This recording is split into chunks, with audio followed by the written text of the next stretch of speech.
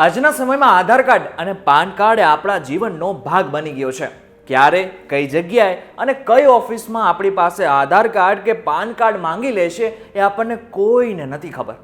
પરંતુ હવે આધાર કાર્ડ અને પાન કાર્ડને લઈને જે રીતના સ્કેમ થઈ રહ્યા છે એ ઉપરથી હવે આપણને થોડો ડર પણ લાગે છે. હમણાં જે સ્કેમ ચાલી રહ્યું છે અને એ પણ પાન કાર્ડને લઈને એ ખરેખર ચોંકાવનારો છે. હવે તમારી પાસે જો પાન કાર્ડ છે ને તો તમને લાખોનું નુકસાન થઈ શકે છે.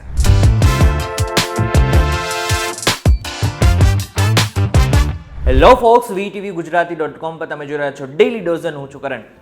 આજના સમયમાં પાન કાર્ડ એટલે કે પરમેનન્ટ એકાઉન્ટ નંબર વાળું કાર્ડ જે છે એ વ્યક્તિના જીવનનું એક અગત્યનું ડોક્યુમેન્ટ બની ગયું છે. તમે કોઈના બી પર્સમાં અત્યારે ખોલશો ને, આમ તો જો કે ખોલતા નહીં, પરંતુ જો જોશો ને તો તમને એની અંદર કાં તો આધાર કાર્ડ અને અથવા તો પાન કાર્ડ જોવા મળશે. આપણે બધાને ખબર છે કે આજના સમયમાં પાન કાર્ડની કેટલી વેલ્યુ છે. જો તમારે કોઈ ક્રેડિટ કાર્ડ લેવું હોય, કોઈ ડેબિટ કાર્ડ લેવું હોય, બેંકનું એકાઉન્ટ ખોલાવવું છે, કોઈ ઝવેરાત લેવી છે, કોઈ મિલકત લેવી છે, આ બધામાં પાન કાર્ડ જરૂરી થઈ ગયું છે. જો તમારી પાસે પાન કાર્ડ નથી ને તો ઘણી ખરી મુશ્કેલીનો સામનો પણ તમારે કરવો પડતો હોય છે. જો કે હવે પાન કાર્ડ રાખવું પણ મુશ્કેલીનું કારણ બની ગયું છે. શું કામ? તમને જણાવું. મુંબઈમાં એક વૃદ્ધ મહિલા છે. હવે વૃદ્ધ મહિલાના ઘરે એક લેટર આવે છે. લેટર આવકવેરા એટલે કે ઇન્કમ ટેક્સ ડિપાર્ટમેન્ટનો હતો.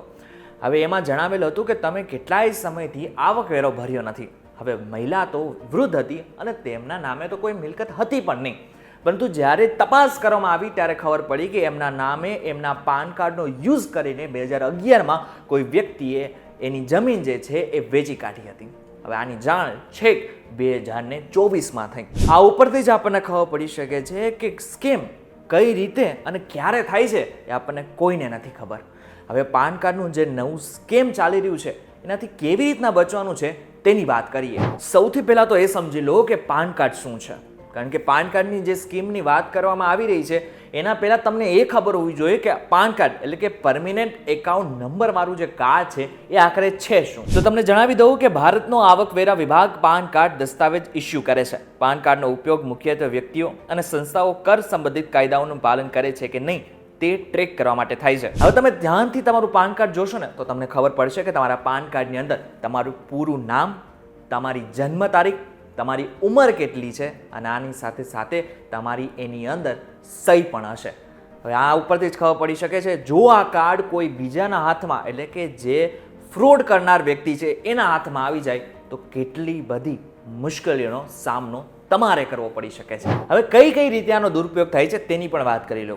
જે કોઈ વ્યક્તિના હાથમાં તમારું પાન કાર્ડ આવી જાય અને ફ્રોડ કરનાર વ્યક્તિ હોય તો તમારું બેંક એકાઉન્ટ ખોલી શકાય છે. એનાથી તમારા નામે કોઈ લોન લઈ શકે છે અથવા તો જે એની પોતાની જે લોન બાકી છે એ પણ તમારા પૈસે પૂરી કરી શકે છે. આનાથી પણ વધારે કદાચ તમારું કાર્ડ ખોવાયું ન હોય ને એટલે કે કોઈ બીજાના હાથમાં ન ચડેલું હોય ને તો પણ તમારી સાથે પાન કાર્ડનો સ્કેમ થઈ શકે છે. કેવી રીતે? તો તમારા મોબાઈલ ઉપર એક લિંક આવશે જેમાં લખેલું હશે કે તમારું પાન કાર્ડ અપડેટ કરાવી નાખો અથવા તો તમારા પાન કાર્ડમાં કોઈ પણ વસ્તુ ખૂટે છે એના માટે તમે ઓનલાઈન એને ભરી દો. હવે આવું જ્યારે લિંક આવી જાય ને એટલે કે તમારા મોબાઈલમાં આવી ક્યાંય લિંક આવે ને તો એને બિલકુલ પ્રેસ ના કરતા. જેવું તમે એની અંદર પ્રેસ કરશો કે તરત જ તમારું બેંકનું એકાઉન્ટ ક્યારે ખાલી થઈ જશે અને કયા દિવસે ખાલી થઈ જશે એના વિશે તમને જાણ પણ નહીં હોય. હવેનાથી બચવા તમારે શું કરવાનું છે તે પહેલાં એકવાર સમજી લો. તમને જ્યારે પણ આવી કોઈ લિંક આવે ને અને લિંક ઉપર તમે પ્રેસ કરશો ને એટલે તમને જે URL છે, તમને મારી બાજુમાં દેખાતું હશે કે હું કેવી રીતના બતાવી રહ્યો છું, એ URLમાં જો HTTPS લખેલું હોય ને તો એનો મતલબ એમ છે કે આ જે વેબસાઇટ છે ને એ સેફ વેબસાઇટ છે. એનાથી કોઈ પણ જાતનું કોઈ કૌભાંડ થઈ શકે નહીં. ફોર એક્ઝામ્પલ, અગર તમે VTV ગુજરાતી.com ની વેબસાઇટને સર્ચ કરો છો ને તો તમને ત્યાં HTTPS દેખાશે.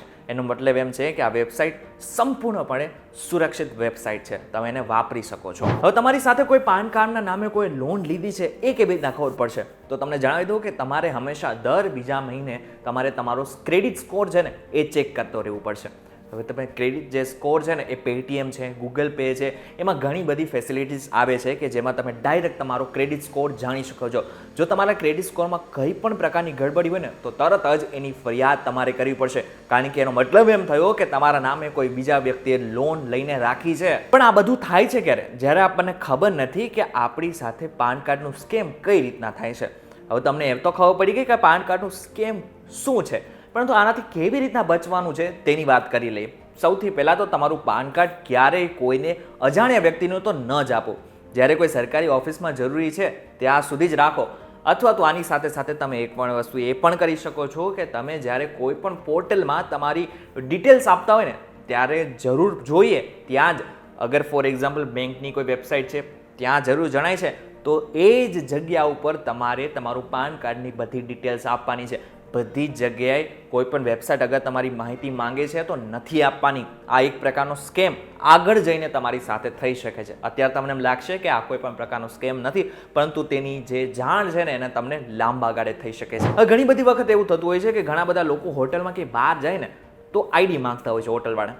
હવે આ સમયે ઘણા બધા લોકો ગલતી એટલે કે ભૂલ એ કરી નાખે છે કે એ લોકો પાન કાર્ડ આપી દે છે. આ ભૂલ ના કરશો ક્યારેય. તમારું પાન કાર્ડ તમારે સાચવીને રાખવાનું છે, એટલા માટે થઈને ક્યારેય તમારું પાન કાર્ડ ન જ આપશો. અને એક મહત્વની વાત એ પણ સમજી લેજો, હોટલમાં તમારી પાસે ડોક્યુમેન્ટ એટલા માટે માંગવામાં આવે છે કે જેનાથી એને ખબર પડે કે જે વ્યક્તિ છે હાજર ત્યાં એ જ વ્યક્તિ છે કે નહીં. આની સાથે સાથે એને એડ્રેસ માટે પણ આઈડી કાર્ડની જરૂર હોય છે. એટલા માટે જ પાન કાર્ડમાં કોઈ જ તમારું એડ્રેસ નથી હોતું. તમે કાં તો તમારું આધાર કાર્ડ આપી શકો છો અથવા તો તમે તમારું ડ્રાઇવિંગ લાયસન્સ પણ આપી શકો છો. આ બેમાંથી કોઈ પણ ના હોય તો તમે તમારું ચૂંટણી કાર્ડ પણ આપી શકો છો. ના માત્ર આટલું, ડ્રાઇવિંગ લાયસન્સ કઢાવતી વખતે, ટિકિટ બુક કરાવતી વખતે કે પછી કોઈ પણ પ્રકારનું કાર્ડ કાઢતી વખતે તમે તમારું આધાર કાર્ડ આપો પાન કાર્ડની બદલે. હવે જે લોકોને એવી ટેવ છે ને પોતાના પાકીટમાં કે પછી પોતાની સાથે સાથે પાન કાર્ડ ફેરવવાનું, એ લોકોએ પોતાનું ધ્યાન રાખવું જોઈએ. કારણ કે પાકીટ અગર તમારું ચોરાઈ જાય છે અથવા તો તમારાથી કંઈ ખોવાઈ જાય છે ને તો એની અંદર તમારું પાન કાર્ડ છે, જેથી પણ કોઈ પ્રકારનું સ્કેમ આગળ જઈને થઈ શકે છે. હવે માની લો કે તમારી સાથે સ્કેમ થઈ ગયો. ન કરે નારાયણ, આવું ક્યારે કોઈની જોડે ન થાય, પરંતુ જો તમારી સાથે સ્કેમ થઈ ગયો તો હવે તમારે ફરિયાદ ક્યાં કરવાની છે તેની પણ વાત કરી લઈએ. સૌથી પહેલાં જો તમારી સાથે આવું કોઈ પણ ઘટના બને છે તો તમારે ફરિયાદ www.protein-tinpan.com પર જવાનું છે. હવે જેવી વેબસાઇટ ખોલશો ને તો એના હોમ પેજની ઉપર જમણી બાજુએ કસ્ટમર કેરનો વિકલ્પ દેખાશે. હવે જેવું તમે કસ્ટમર કેરના વિકલ્પ ઉપર જશો ને તો તમને કમ્પ્લેન્ટ અથવા તો ક્વેરીનો વિકલ્પ દેખાશે.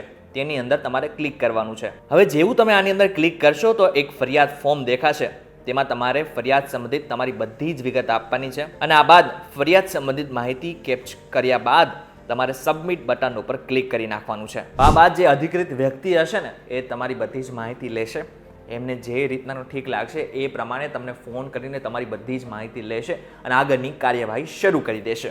પરંતુ આ બધી વસ્તુ ક્યારે થાય છે? જ્યારે આપણે આપણું પોતાનું ધ્યાન નથી રાખતા, આપણે પાન કાર્ડનું ધ્યાન નથી રાખતા, ત્યારે આ બધી વસ્તુ થાય છે. એટલા માટે જ જેવી રીતના મેં આગળ કીધું કે તમારે પાન કાર્ડથી સ્કેમ ન થાય એટલા માટે શું કરવું જોઈએ એને ફરીને વિચારોજો અને ફરીને આ વિડીયો જોઈ લેજો, જેથી તમે આગળ જઈને તમારી સાથે પાન કાર્ડનું સ્કેમ ક્યારેય ના થાય.